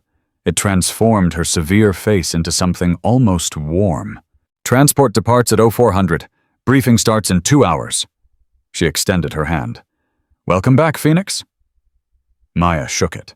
Her grip was firm. Her eyes were clear. The easy days were over, but then again they had never made her feel alive. Phoenix was rising, and nothing would stop her now. The briefing room was cold and cramped, filled with the hum of electronics and the weight of classified information. Maya sat at the table, her eyes fixed on the satellite imagery projected on the wall. Hawk's face stared back at her, grainy and distant, but undeniably alive. The compound is located 12 kilometers from the Syrian border. Shepard pointed at the screen with a laser pointer. Former military installation now controlled by a militia group with ties to several hostile organizations. They've been holding high-value prisoners there for at least 18 months. How did he end up there? Maya's voice was steady, but her hands were clenched beneath the table. I watched him go down in Kandahar. The building collapsed. There's no way he survived that. We don't have the full picture yet. Shepard pulled up another image, a timeline of intercepted communications. Best guess is that he was captured by enemy forces immediately after the collapse, passed through several holding sites before ending up at this facility. 2 years. Maya shook her head. He's been a prisoner for 2 years and nobody knew. Someone knew. A new voice entered the conversation. Master Sergeant Wade stepped into the room, his face grim. I did some digging after you left the gala. There were rumors. Whispers about an American prisoner being moved through the region. Nobody followed up because everyone assumed Hawk was KIA. Why are you here? Maya turned to face him. Because I'm coming with you. Wade took a seat at the table. I served with Hawk in Iraq, 2 tours. He saved my life more times than I can count. His jaw tightened. I'm not letting him rot in that hellhole. Shepard exchanged a glance with someone Maya couldn't see, then nodded. Welcome to the team, Master Sergeant. You'll be providing tactical support. Who else? Maya looked around the room. A rescue operation like this needs more than 3 people. 2 figures emerged from the shadows at the back of the room. A man and a woman, both dressed in nondescript tactical gear, both moving with the fluid grace of experienced operators. Ghost and Wraith, Shepard gestured at them. Former members of units that don't officially exist. They'll handle perimeter security and extraction coordination. Ghost nodded once, his face expressionless. Wraith offered a thin smile that didn't reach her eyes. 4 operators for a compound with at least 30 hostiles. Maya studied the satellite imagery. Those are long odds. 5, Shepard's voice was firm.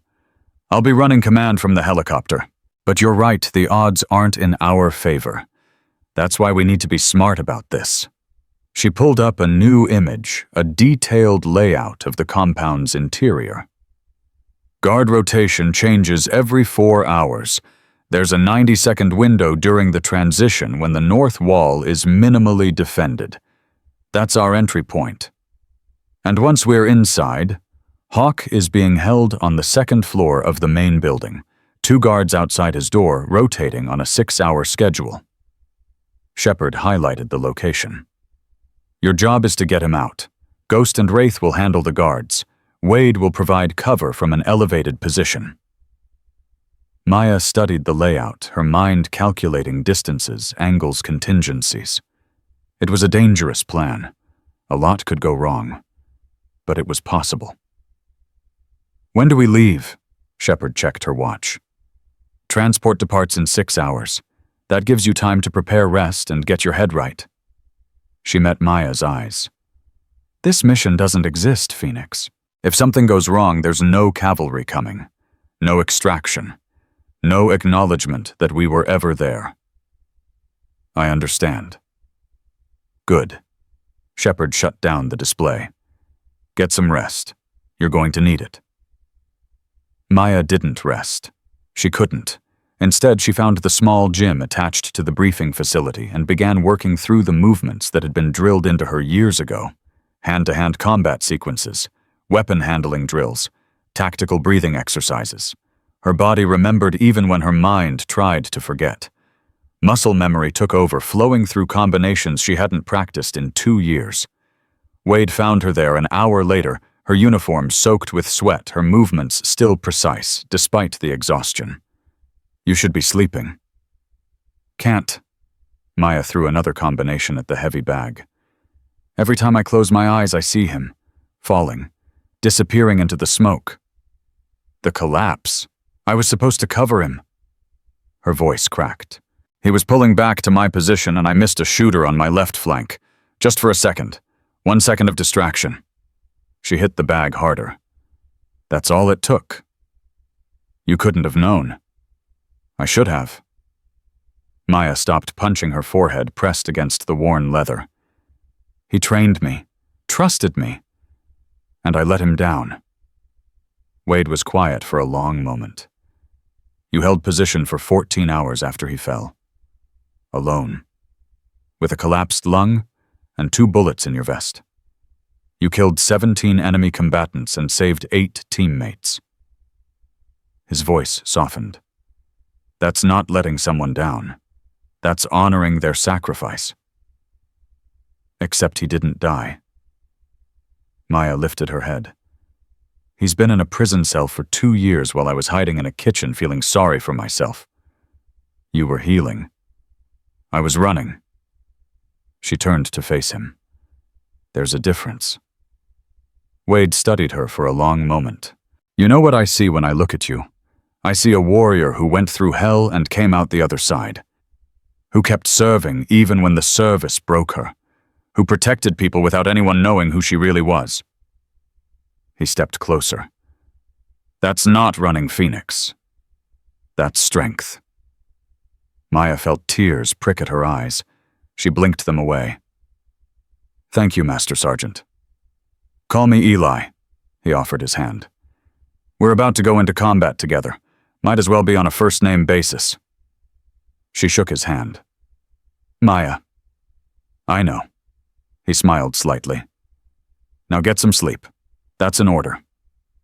She slept for 3 hours, dreamless and deep. When she woke, her body felt lighter. The weight she had carried for 2 years was still there, but it had shifted, transformed into something she could use. Purpose. The transport was a modified Black Hawk, stripped of identifying markings and equipped with noise suppression technology. Maya strapped in beside Wade, Ghost, and Wraith, across from them Shepard in the pilot's seat. Flight time is approximately 6 hours. Shepard's voice crackled through the headset. We'll refuel at a forward operating base, then continue to the insertion point. Everyone knows their role. Affirmative responses came from all 4 operators. Good. Radio silence until we reach the target. Rest if you can. The helicopter lifted off, climbing into the darkness. Maya watched the lights of Fort Bragg shrink and disappear, replaced by the endless black of the open sky. Rosa would be wondering where she was. Dr. Nguyen would probably have questions. Colonel Stone would want reports. None of it mattered now.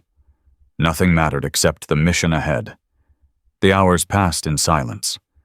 Maya ran through the plan in her head over and over, memorizing every detail until it felt like second nature. Entry point, guard positions, extraction route, contingencies. She thought about Hawk, about what 2 years of captivity might have done to him, about whether he would even recognize her when she found him. If she found him. No. She pushed the doubt aside. She would find him. She would bring him home. That was the only acceptable outcome. The helicopter touched down at a remote airstrip for refueling. Maya stepped out to stretch her legs and found Wraith beside her. First mission in 2 years. Wraith's voice was quiet. How does it feel? Like coming home. Maya surprised herself with the honesty of the answer. I read your file, the classified version. Wraith studied her face. What you did in Kandahar was extraordinary. 14 hours alone against an entrenched enemy force. Most operators wouldn't have lasted 14 minutes. I didn't have a choice. There's always a choice. Wraith's expression softened slightly. You chose to hold. You chose to fight. You chose to survive. That's not nothing. Before Maya could respond, Shepard's voice crackled through the radio. Refueling complete. Mount up. We're Oscar Mike. The second leg of the flight felt longer than the first. Maya watched the terrain change below them, from green fields to brown desert to the harsh, unforgiving landscape of the Middle East. This was familiar territory. She had operated in regions like this before, had killed people in places just like the one they were approaching. 10 minutes to insertion. Shepard's voice broke the silence. Final equipment check. Maya verified her weapon, her ammunition, her communications gear. Everything was in place. Everything was ready. Her hands weren't shaking. Her pulse was steady. Whatever fear she might have felt had been replaced by something cold and focused. She was Phoenix again, rising from the ashes of who she had been. 5 minutes. Everyone ready? Ready. Ghost's voice was flat. Ready. Wraith's response was equally emotionless. Ready. Wade's tone carried a hint of anticipation. Ready. Maya heard herself speak, and the word felt like a promise. The helicopter descended into darkness. They touched down in a dry riverbed, the rotors kicking up clouds of sand that obscured everything beyond arm's reach. Maya was out the door before the skids fully settled. Her boots hit the ground with the familiar crunch of desert sand. Wade flanked her left. Ghost and Wraith fanned out to the right. Compound is 12 kilometers northwest. Shepard's voice was calm in her earpiece. You have 4 hours until the guard rotation. Move fast, stay quiet, maintain radio silence unless absolutely necessary. They moved. 12 kilometers of hostile territory. 12 kilometers of uncertain ground, potential ambushes, unknown variables. Maya took point, leading them through the darkness, with the instincts of a hunter. Her eyes scanned constantly, looking for movement, for threats, for anything that might compromise the mission. The desert was silent, except for the soft crunch of boots on sand. No voices, no engines, no signs of human presence. Too quiet. She held up a fist. Everyone stopped. "What is it?" Wade's voice was barely a whisper. "Something's wrong." Maya scanned the terrain ahead. There should be patrols, sentries. Something. Maybe they're not expecting visitors. Or maybe they are. Maya's jaw tightened. Stay alert. This could be a trap. They continued moving slower now, more cautious. Every shadow was a potential threat. Every sound was a possible alarm. An hour passed. 2. The compound appeared on the horizon, a dark shape against the slightly lighter sky. "There it is." Wade pulled out his binoculars. "I count 6 guards visible, 2 on the north wall, 2 on the east, 2 on the main gate." "What about the north wall window?" Maya asked. 90 seconds from now, according to the rotation schedule." "Then we move now." Maya checked her weapon one last time. "Ghost Wraith, you're on perimeter. Wade, find your position. I'm going in." "Phoenix." Wade grabbed her arm. "Be careful in there." "Always." She flashed him a grim smile. "See you on the other side." She moved toward the compound, hugging the shadows, counting seconds in her head. 85. 80. 75. The guards on the north wall began their rotation, walking toward the corners where they would be relieved. 60. 55. 50. Maya reached the base of the wall. It was 12 feet high, rough stone, easy to climb. 40. 35. 30. She scaled the wall in 6 seconds, pulling herself over the top and dropping silently into the compound beyond. 20. 15. 10. The new guards were approaching their positions. She had 10 seconds to clear the open ground and reach cover. She ran. 5. 4. 3. 2. 1. She pressed herself into the shadows beside the main building just as the guards took their positions. They hadn't seen her. The timing was perfect. "Phoenix in position." Her voice was barely audible. "Moving to target." She found a door on the east side of the building. Locked. She picked it in 4 seconds and slipped inside. The interior was dark, smelling of dust and neglect. Maya moved through it like a ghost, clearing corners, checking doors, ascending the stairs to the 2nd floor. The guards outside Hawk's room were exactly where the intelligence said they would be. 2 men, automatic weapons, standing at attention. Maya assessed the situation in half a second. Take them out quietly or risk alerting the entire compound. Quietly it was. She moved before they could react. The first guard went down with a precise strike to his carotid unconscious before he hit the floor.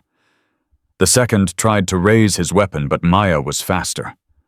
Her hand closed over his throat, cutting off his air, and she held him until his eyes rolled back and he slumped against the wall. 7 seconds.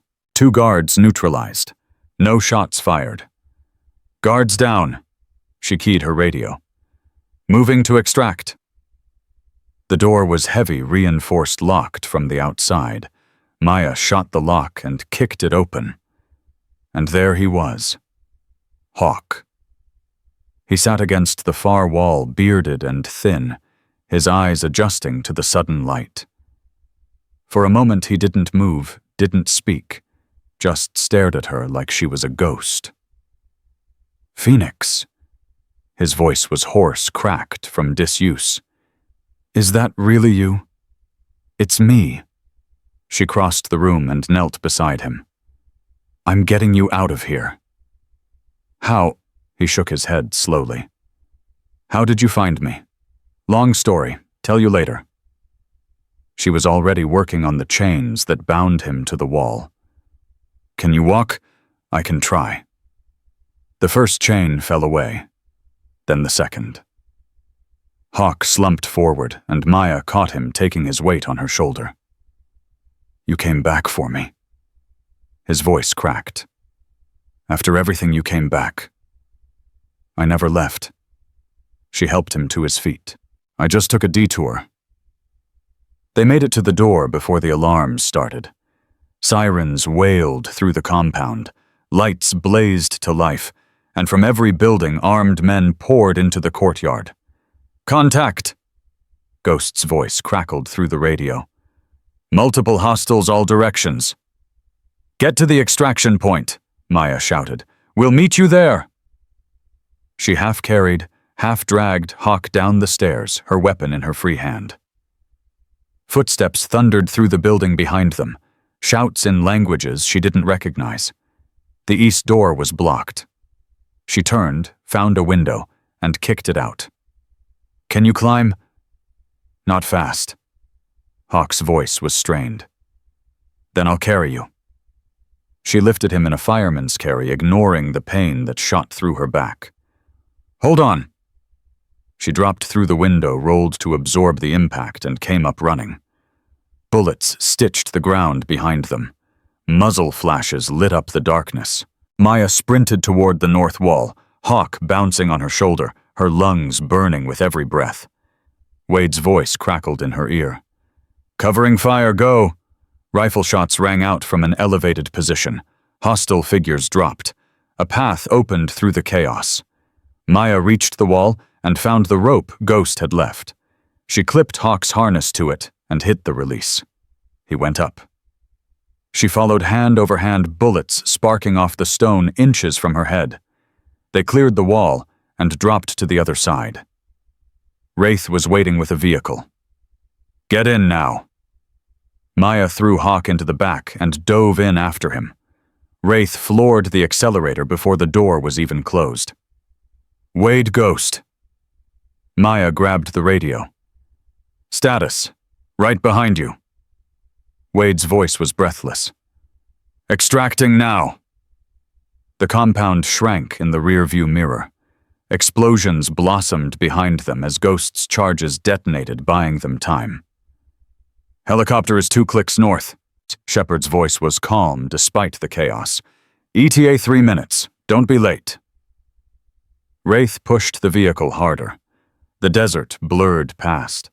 Maya held Hawk steady, her hands checking his pulse, his breathing, his injuries. "You're going to be okay." She wasn't sure if she was talking to him or to herself. "We're almost there." "Phoenix." Hawk's hand found hers. "The things they asked me. About Kandahar. About the operation. About you." "What things?" "They knew your name, your call sign, your face." His grip tightened. "Someone sold us out, someone on our side." Maya's blood ran cold. "What are you saying?" "I'm saying this isn't over." Hawk's eyes met hers. "Whatever happened in Kandahar, whatever got me captured, it goes higher than we ever imagined, and whoever's behind it is still out there." Before she could respond, the helicopter appeared overhead. The door slid open.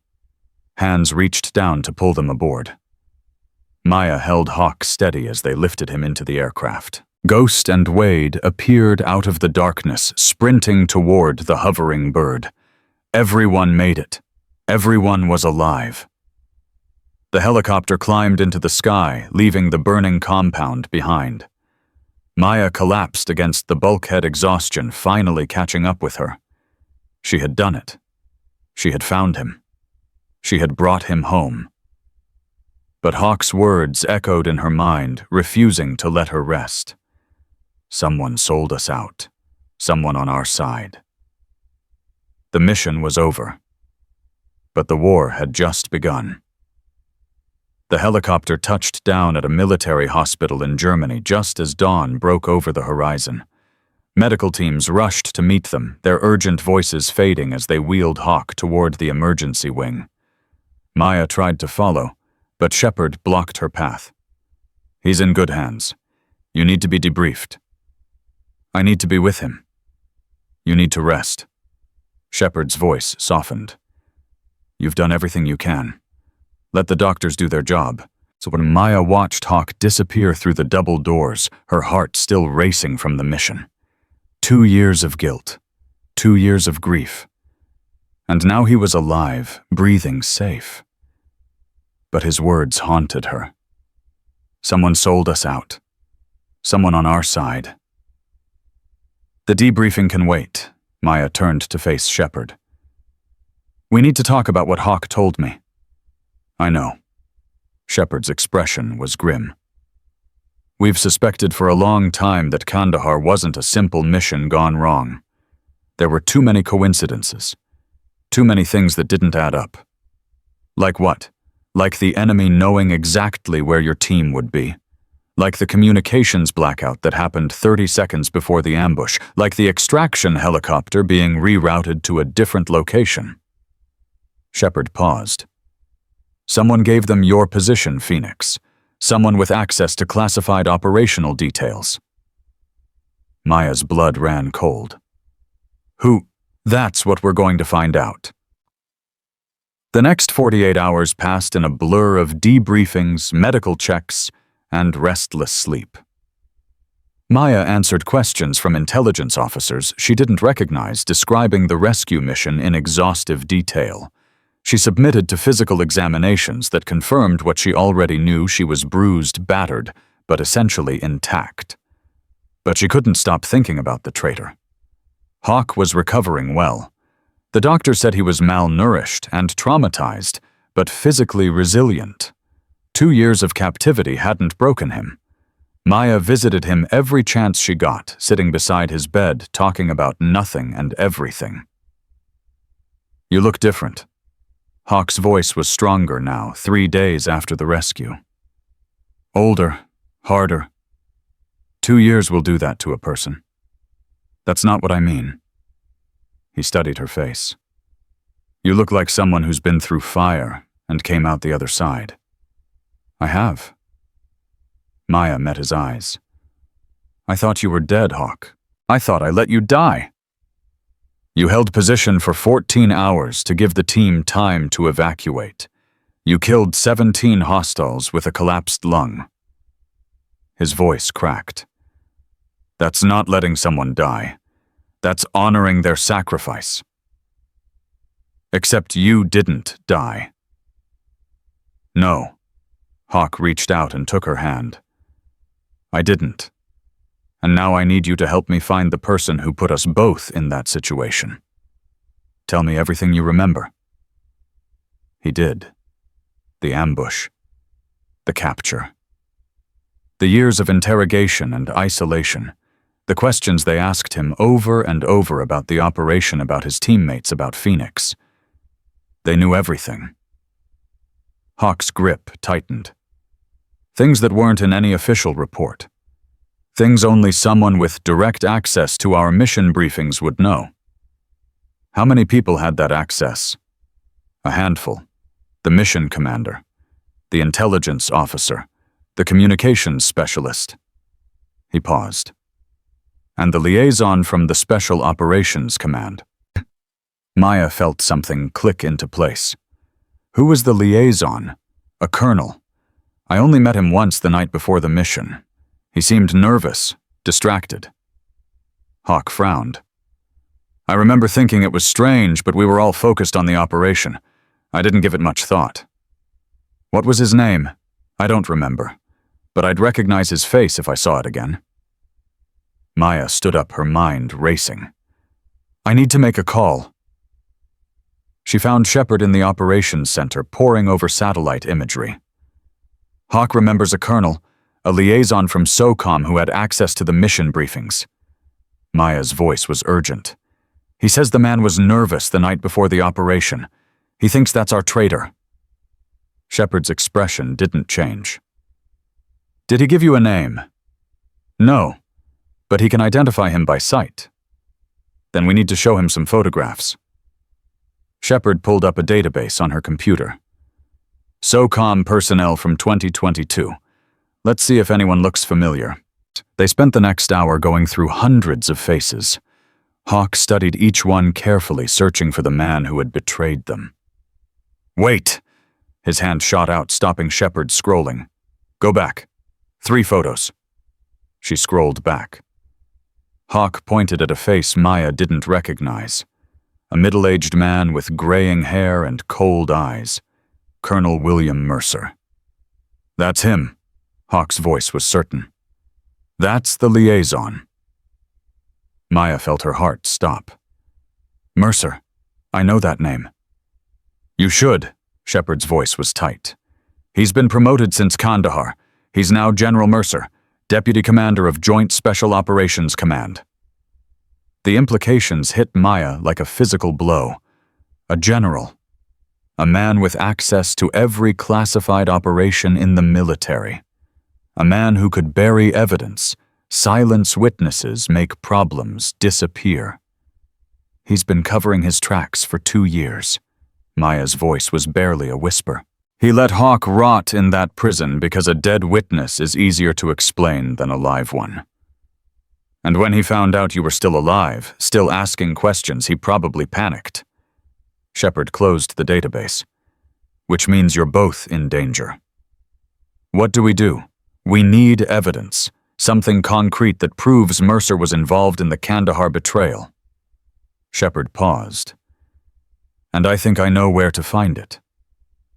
She pulled up a new file on her screen. Communications logs from the night before the Kandahar mission. These were supposed to be destroyed. Shepard scrolled through pages of encrypted data. But someone in Signal's intelligence made a backup, buried it in an archive nobody ever looks at. What does it show? Outgoing transmissions from the operations center, 37 minutes before your team deployed. Shepard highlighted a specific entry. This transmission went to an IP address traced to a location in Pakistan, the same location where enemy forces were waiting for your team. Maya stared at the screen. "Mercer sent that transmission. We can't prove it directly, but the timestamp matches his access logs. He was the only person in the operations center at that time." Shepard turned to face her. "It's circumstantial, but combined with Hawk's identification, it might be enough to open an investigation. An investigation that Mercer will bury before it even starts." Maya shook her head.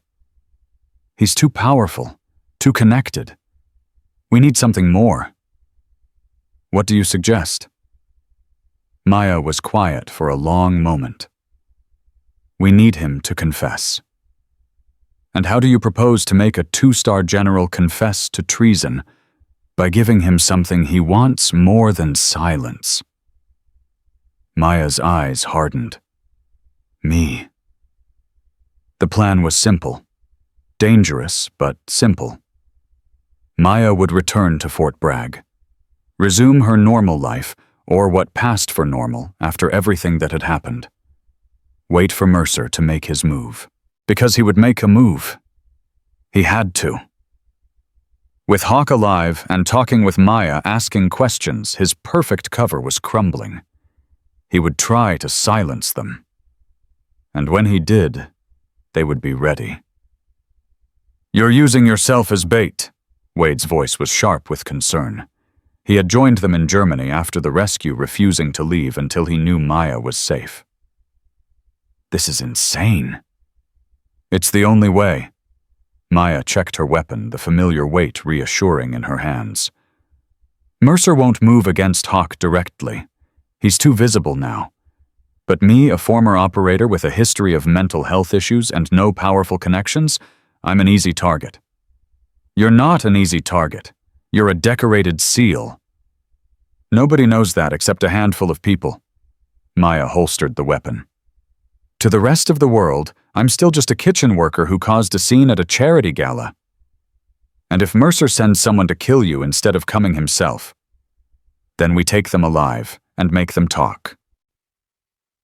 Maya's voice was cold. Either way, we get our evidence.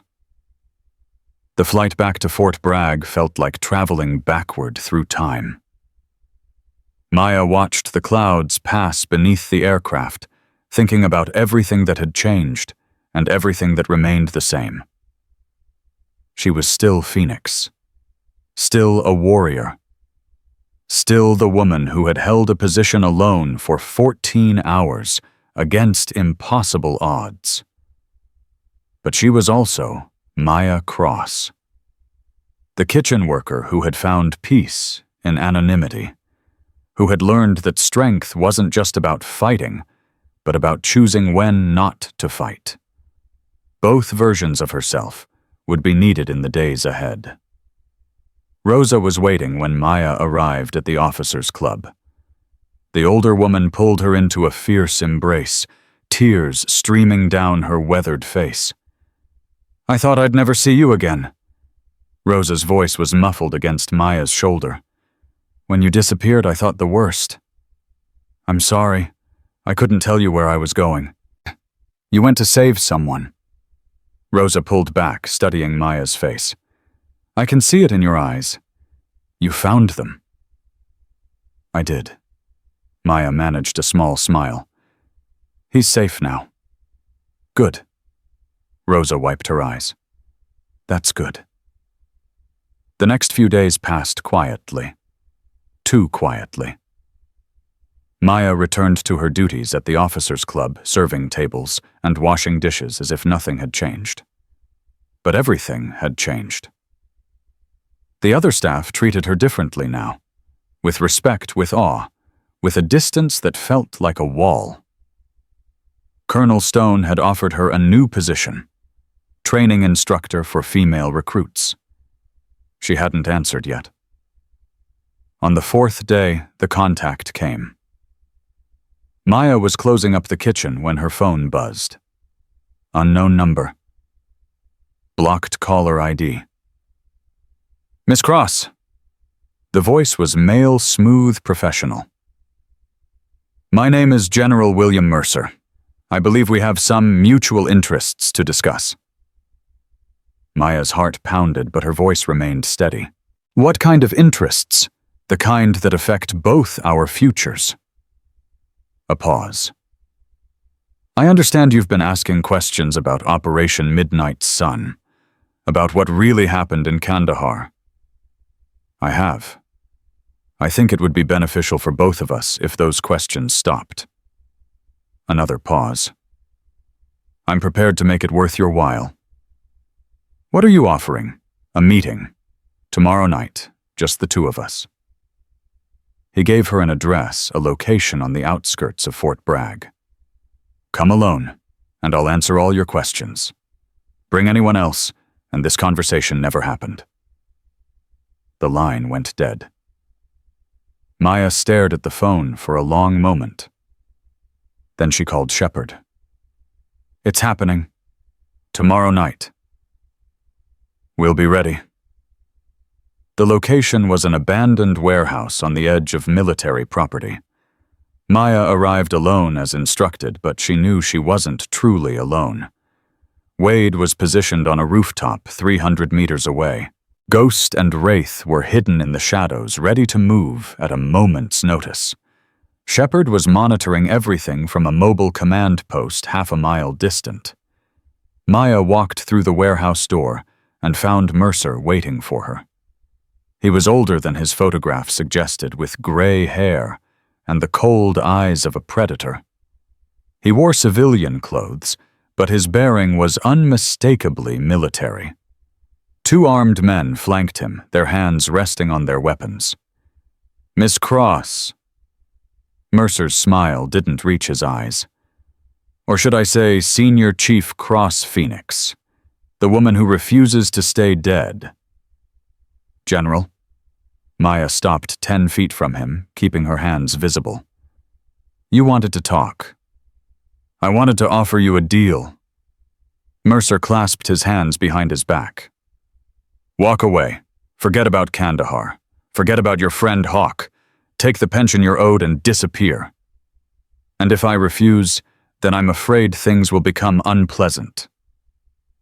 His smile sharpened. You see, Phoenix, I've spent 2 years cleaning up the mess from that operation, making sure the right people stayed quiet, ensuring that certain inconvenient truths remained buried. Like the truth about how you sold my team to the enemy. Mercer's expression didn't change. That's a serious accusation. I have evidence. Maya kept her voice steady. Communications logs that show a transmission from the operations center to an enemy position 37 minutes before the ambush. Access records that put you in that room at that exact time. Circumstantial at best. But something flickered in Mercer's eyes. Fear. Nothing that would stand up in a court-martial. Maybe not, but I also have a witness. Maya stepped closer. Hawk remembers you. He remembers the nervous colonel who was pacing the operations center the night before the mission. He remembers your face. The fear was visible now. Mercer's composure cracking. Morrison is a traumatized prisoner. His testimony is unreliable. Then why am I here? Maya's voice hardened. Why offer me a deal if you have nothing to hide? Mercer was silent for a long moment. Then he laughed a harsh, ugly sound. You know what your problem is, Phoenix?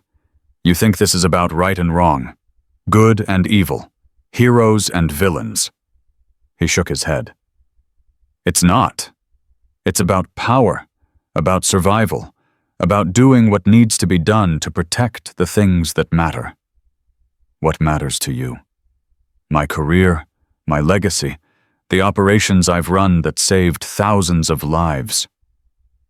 His voice rose. You think Kandahar was a betrayal. It was a trade. Your team for intelligence that prevented 3 terrorist attacks, 12 operators for 12,000 civilians. Maya felt sick. You sacrificed us. I made a choice. Mercer's voice was cold now. The same choice every commander makes in wartime. Acceptable losses. Necessary sacrifices. The math that keeps countries safe. My friends weren't math. No, they were soldiers. They knew the risks when they signed up. He stepped toward her. Just like you know the risks now. Walk away, Phoenix. Take the deal. Because if you don't, I will bury you so deep that no one will ever find your body. Maya looked at him. At the man who had betrayed her team. Who had sold their lives for intelligence he could have obtained a dozen other ways. Who had let Hawk rot in a prison cell for 2 years to protect his secret. I have a counteroffer. Her voice was quiet. Turn yourself in. Confess to what you did. Face a court-martial like the officer you claim to be. Mercer laughed again. And why would I do that? Because if you don't, I'm going to destroy you. You, his contempt was palpable. A washed-up operator with PTSD and a kitchen job. What can you possibly do to me? Maya smiled and pressed the transmit button on the wire hidden beneath her shirt. This conversation has been recorded and transmitted to military intelligence, the FBI, and 3 major news organizations. Her voice carried clearly. Your confession is already being analyzed by prosecutors. Your career is over, General. The only question is whether you face justice with dignity or in handcuffs. Mercer's face went white. You're bluffing. Phoenix to Shepard. Status. Shepard's voice crackled through the hidden earpiece. Transmission confirmed. Multiple agencies have received the recording. Military police are en route. Mercer's guards reached for their weapons. But before they could draw, Ghost and Wraith emerged from the shadows, their own weapons already leveled. Don't. Ghost's voice was flat. You won't make it. The guards froze. Wade's voice came through the earpiece. Tango's neutralized on the perimeter. Area secure. Maya turned back to Mercer. The general was trembling now, his composure completely shattered. You can't do this. His voice was desperate. I'm a 2-star general. I have connections. Friends in Congress. The president himself. The president doesn't protect traitors. Maya stepped forward until she was inches from his face. And neither do I. She heard the sirens approaching, saw the flashing lights through the warehouse windows, felt the satisfaction of justice finally arriving. William Mercer. She kept her voice steady. You are under arrest for treason, conspiracy to commit murder, and the deaths of 8 American service members in Operation Midnight Sun. The MPs burst through the door. Mercer tried to run, but there was nowhere to go. They tackled him, cuffed him, dragged him toward the waiting vehicles. Maya watched him go. The man who had destroyed her life. The monster who had haunted her nightmares for 2 years. He was finished. And she was free. 6 months later, Maya stood in front of a classroom full of female recruits. 20 young women, eager and nervous, ready to begin the journey that would transform them into warriors. My name is Senior Chief Maya Cross. Her voice carried across the room. Call sign Phoenix, and I'm going to teach you what it means to be strong. The recruits straightened in their seats. They will underestimate you. Maya began pacing. Because you're women. Because you're young. Because you don't look like what they expect a warrior to look like. She stopped at the front of the room. Let them. Because true strength isn't about size or muscle or aggression.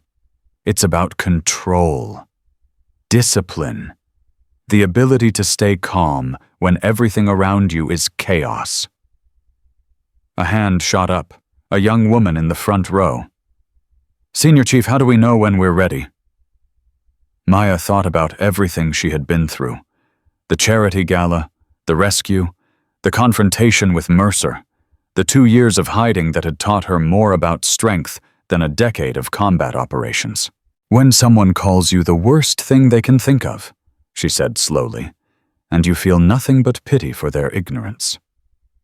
The recruits stared at her, hanging on every word. I spent 2 years pretending to be nobody. Maya's voice softened. Working in a kitchen, washing dishes, letting men like Derek Holloway treat me like I was worthless. She paused. And you know what I learned? Silence. I learned that the invisible people are the strongest ones, the cooks who feed you, the clerks who process your paperwork, the janitors who clean your barracks. Her voice rose. They show up every day. They do the work nobody notices. They keep this machine running while everyone else takes the credit. She looked at each recruit in turn. You want to be warriors? Then respect the people who support you, the people who work behind the scenes, the people who will never get medals or promotions or glory. She straightened her shoulders. Because that's what real strength looks like. Not the ability to hurt people, the ability to lift them up. The door opened behind her.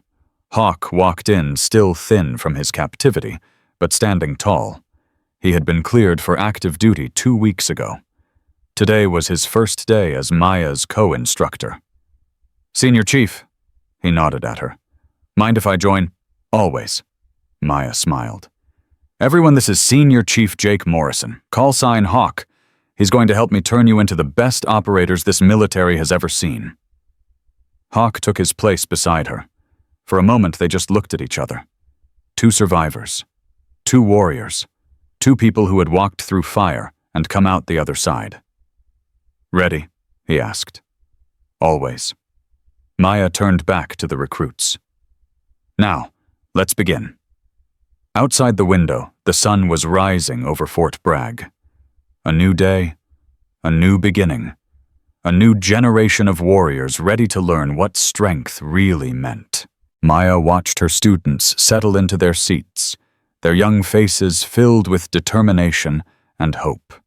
She thought about Rosa, who was still running the officers' club kitchen with the same fierce devotion. About Dr. Nguyen, who checked in on her every week.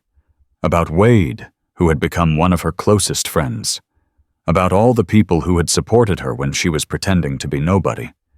She thought about Derek Holloway, serving 15 years in a military prison. About Blair Ashton, dishonorably discharged and facing her own legal troubles. About General Mercer, awaiting trial for treason, his legacy in ruins. Justice had been served. Not perfectly, not completely, but enough. Senior Chief. One of the recruits raised her hand. What was the hardest thing you ever had to do? Maya considered the question. The 14 hours in Kandahar, the 2 years in hiding, the moment she exposed her identity at the gala, the confrontation with Mercer. Coming back, she said finally. Choosing to be myself again after I'd spent so long pretending to be someone else. Why was that hard? Because hiding felt safe. Being invisible meant nobody could hurt me. Nobody could expect anything from me. She paused. But it also meant I couldn't help anyone. Couldn't make a difference. Couldn't be who I was meant to be. She looked at Hawk, who nodded slightly. The easy days are never the ones that matter. Maya's voice was strong now, certain. It's the hard days. The impossible days. The days when everything falls apart and you have to choose between giving up and pushing through. She walked to the window and looked out at the rising sun. I chose to push through, and I'm standing here today because of that choice. She turned back to face her students. Now it's your turn to make the same choice. Every day, every mission, every moment that tests you. The recruits nodded their eyes bright with determination. Welcome to training. Maya smiled. Let's see what you're made of. Hawk moved to the front of the room, beginning the first lesson. Maya watched him, watched her students, watched the future taking shape before her eyes. She had been a ghost, a warrior, a victim, a survivor. Now she was something more. A teacher, a mentor, a phoenix who had risen from the ashes not once, but twice. And as the morning sun flooded the room with golden light, Maya Cross knew exactly who she was and exactly where she belonged. She was home.